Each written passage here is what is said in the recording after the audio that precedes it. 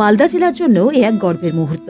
রাজস্থানের জয়পুরে অনুষ্ঠিত জমকালো জুনিয়র মিস ইন্ডিয়া 2025 প্রতিযোগিতায় চ্যাম্পিয়নের শিরোপা জিতে নিলেন মালদা শহরের বাসিন্দা প্রিন্সিপিয়া ভৌমিক। স্থানীয় একটি স্কুলের একাদশ শ্রেণীর এই ছাত্রীর সাফল্যে খুশির হাওয়া জেলা জুড়ে।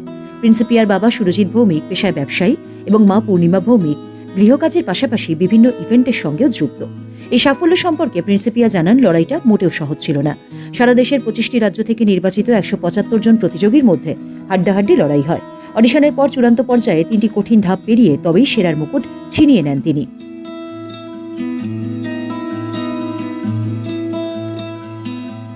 মালদার জন্য এটা করে আরো বেশি প্রাউড ফিল হচ্ছে যে মালদার জন্য এটা করতে পেরেছি। And yes, I am so excited. আমি স্কুলে যাওয়ার জন্য ওয়েট করছি, স্কুলের টিচার্সরা অনেক ওয়েট করছে, ফ্রেন্ডসরা আমার অনেক টেক্সট করছে যে কখন আসবো।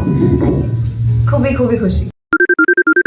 সোনাক্ষী, মশলা কোথায়?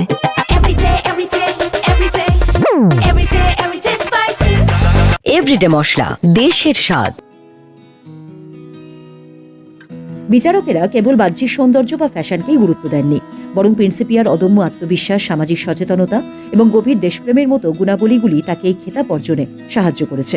পড়াশোনার পাশাপাশি এই জাতীয় স্তরের সাফল্য আগামী দিনে আরও তাকে এগিয়ে নিয়ে যাবে বলে আশাবাদী প্রিন্সিপিয়ার মা পূর্ণিমা ভৌমিক। যেখানে ইভেন্টটা হয় প্রচুর লোকজন ছিল, প্রচুর সেলিব্রিটি ছিল। আমি তো জাস্ট ঘাবড়ে গিয়েছিলাম, এত ইভেন্ট দেখার পরেও আমি ওখানে গিয়ে ঘাবড়ে গিয়েছিলাম।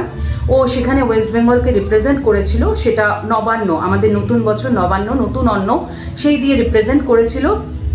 সেখানেও সেকেন্ড হয়েছে এবং ফাইনালের দিন ও যে শিরোপাটা পেয়েছে মিস জুনিয়র ইন্ডিয়া, তো সেইটা খুব গর্বের বিষয়। আমার যেটা টার্গেট ছিল সেটা হয়ে গেছে, আমি এখন খুশি। আগামী দিনে আরও আশা চলছে।